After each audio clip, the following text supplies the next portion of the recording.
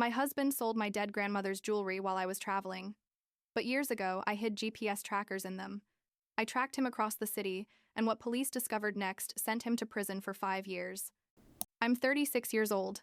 I work as a human resources consultant, and I swear I never thought I'd end up tracking my own jewelry all over the city like some kind of private detective. But here we are.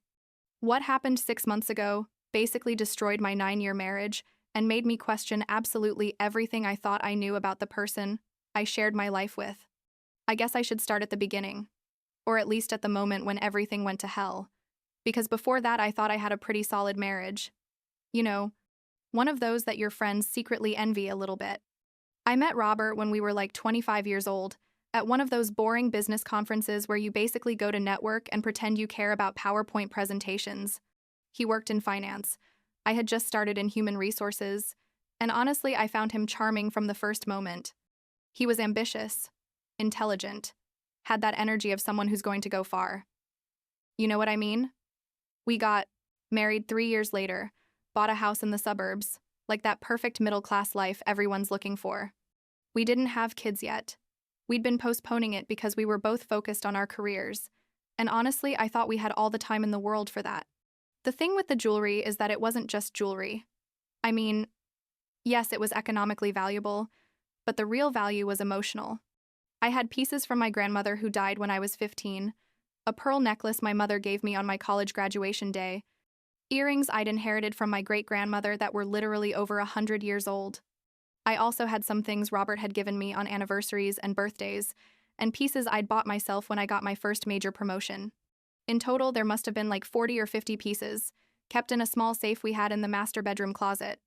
Robert knew the combination, obviously, because we were a couple and supposedly we trusted each other. How stupid. I was. Last year, Robert started talking more and more about launching his own business. He worked for an investment firm but felt he was stuck, that his boss didn't value him, blah blah blah, the typical complaints. I supported him completely. Told him if he wanted to take the leap, I was there to back him up. The truth is, we made good money between the two of us. We had savings. I thought we could handle it. He started making plans for a financial consulting company, spent hours in his home office working on the business plan, talking on the phone with potential investors. I was proud of him, thought he was being proactive and brave for pursuing his dreams.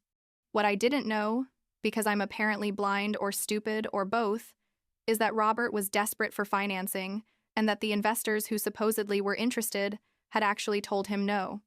He needed startup capital for his business and didn't have it.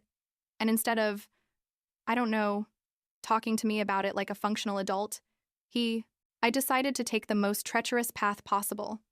In March of this year, I had to travel to Seattle for work, a 3-day conference about new trends in talent management. Robert drove me to the airport, gave me a goodbye kiss, told me he'd miss me, the whole perfect devoted husband act. I was excited about the trip, honestly, because I love Seattle and also I was going to see Claire, my best friend from college who moved there like 5 years ago. Claire and I met freshman year of college, shared a room for 3 years. She's basically my sister from another mother. You know what I mean? I got back from Seattle on a Thursday afternoon, like 4 inches the afternoon, I think. Robert was supposedly in meetings all day, so I took an Uber from the airport home. I arrived, left my suitcase at the entrance, went straight to the bedroom to change clothes because I'd been wearing heels all day and they were killing my feet. And that's when I noticed something weird. The closet door was ajar, which wasn't so strange in itself, but something felt different. I don't know how to explain it. Like that feeling you get when something's out of place but you can't identify exactly what. I opened the closet completely, and that's when I saw it. The safe was open, completely empty. I stood there like an idiot for what must have been 30 seconds, just staring at the empty space where all my jewelry used to be. My first thought, and this sounds ridiculous now, was that we'd had a burglary. I thought, shit, someone broke into the house, stole everything, I need to call the police. I started frantically checking the rest of the bedroom, looking for other signs of theft, but everything else was perfectly normal. Robert's laptop was on his desk, my iPad was on the nightstand, the TV was in its place. What kind of thief ignores electronics and only takes jewelry? That's when I started to suspect, though my brain still resisted accepting what my instinct already knew. I called Robert, immediately, And he answered after like 5 rings with that casual voice of someone who has nothing to hide. I told him, "I'm home and all my jewelry disappeared." "What happened?" There was silence, like 2 seconds that felt like an eternity. And then he said, "Oh yeah, I needed to talk to you about that. I was going to tell you when you got home." My stomach literally sank. "I swear I felt like the floor was opening up beneath me," he told me, with a calmness that still gives me chills to remember, that he had sold the jewelry to finance his business. He said it was a temporary investment, that in a few months when the company started generating profits, he'd buy them all back, that it was the only way to get the capital he needed. I was so in shock I literally couldn't form words. I screamed at him, "That wasn't yours to sell. How dare you?" And he kept saying things like, "It's just money, Jennifer. I can replace them. This is for our future." As if my family memories were interchangeable. As if I could walk into a jewelry store and buy an exact replacement of my dead grandmother's necklace. I hung up the phone and sat on the closet floor, literally on the floor because my legs wouldn't hold me up. I cried. I'm not going to lie. I cried like I hadn't cried in years. But after like 20 minutes of feeling completely shattered, something changed. The sadness transformed into rage, a cold and clear rage that made me get up and start thinking clearly. I wasn't going to let Robert get away with this. I wasn't going to be the submissive wife who accepts that her husband robbed her and moves on like nothing happened.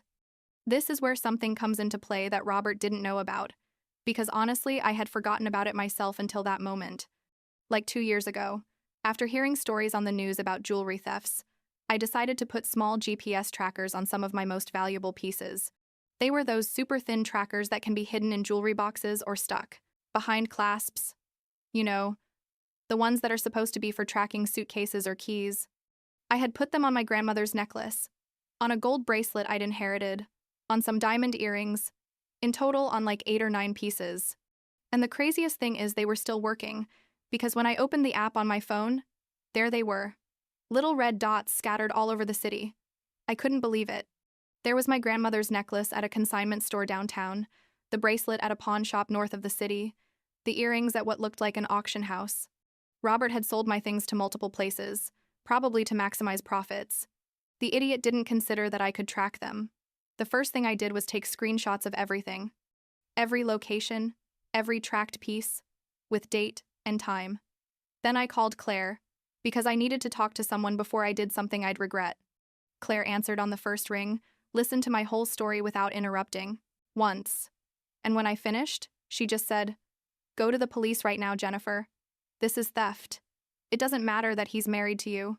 Claire has always been like that, direct and practical, and it's exactly what I needed to hear at that moment. I went to the police station that same night, like 7 inches the evening. The detective who took my case was named Morrison, a man about 50 years old with the face of someone who's seen everything in his career. I explained the whole situation, showed him the screenshots with the GPS locations, gave him a detailed list of all the missing pieces with photos I had saved on my phone. Morrison listened carefully and then said something that surprised me. "This is more common than you think, especially in marriage cases where one spouse controls the finances." It made me feel a little less stupid, I guess.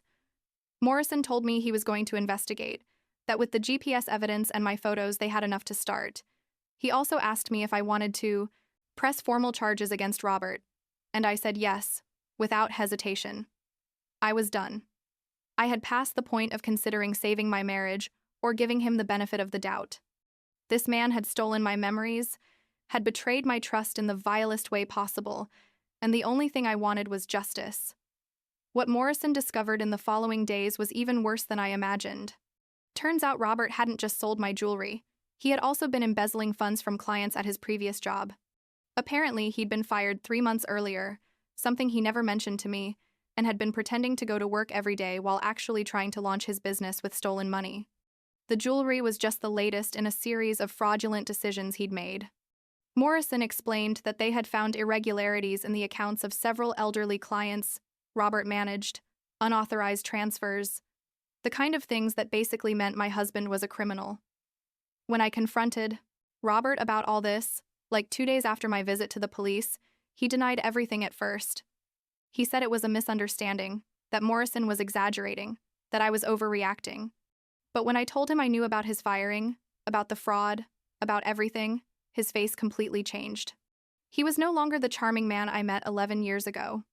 He was a desperate and angry stranger who started yelling that it was all my fault, that if I had been more understanding about his career, none of this would have happened. The twisted logic of criminals, I guess. I told him to leave the house that same night. Technically, it was our house in both our names, but I didn't care about legality at that point. I just wanted him gone. And to my surprise, he did. He packed some things and went to stay, as I found out later, with a friend. I changed the locks that same night, called an emergency locksmith, who charged like triple, but I didn't care. The following days were a blur of legal activity. Claire recommended a family attorney, Mr. Lawson, a man about 60 years old who specialized in complicated divorces.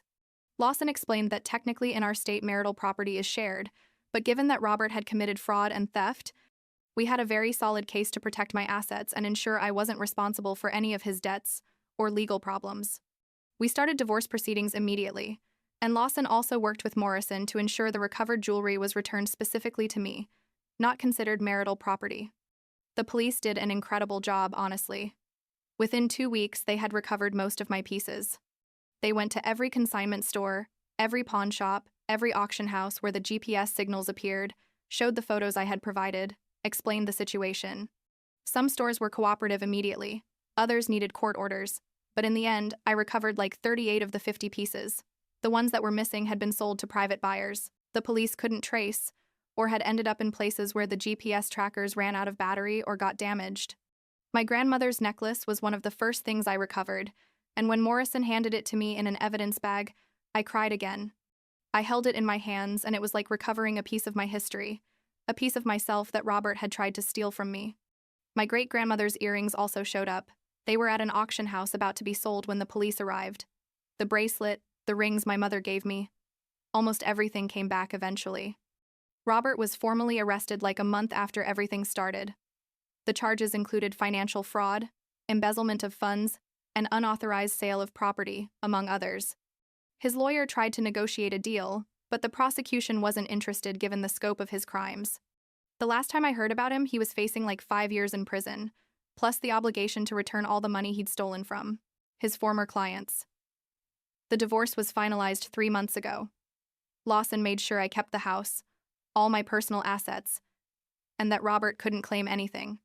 We also got a restraining order because Robert started sending me threatening messages after his arrest, saying it was all my fault, that I had ruined his life by going to the police. As if he hadn't ruined his own life by deciding to rob me and commit fraud. Now, I live alone in the house, and honestly, it's still weird. There are moments when I expect to hear his voice or his footsteps in the hallway, and then I remember he's not here anymore, that he probably never will be again. I don't know if I miss the person I thought he was, or if I just miss the idea of having a partner, of not being alone. Claire says it's normal, that grieving for a marriage is real even when you know ending it was the right thing. The jewelry is back in the safe. But now only I know the combination. I changed all the codes, all the passwords, everything Robert might have known. I've worn some of the earrings and necklaces on special occasions, but others, especially my grandmother's pieces, I keep them because I'm just not ready to wear them yet. It's like they're still contaminated by what happened. You know what I mean? I'm in therapy now. Something I probably should have started years ago. My therapist says I have trust issues, which is obvious, and that I'm going to need time to process the betrayal and rebuild my sense of security. It sounds cliché, but she's right. I can't imagine trusting another person the way I trusted Robert. I can't imagine letting someone come that deeply into my life again. But there's also something liberating about all this.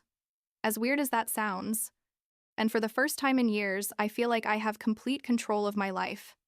I don't have to consult with anyone about my decisions. I don't have to worry that someone is lying or hiding things from me.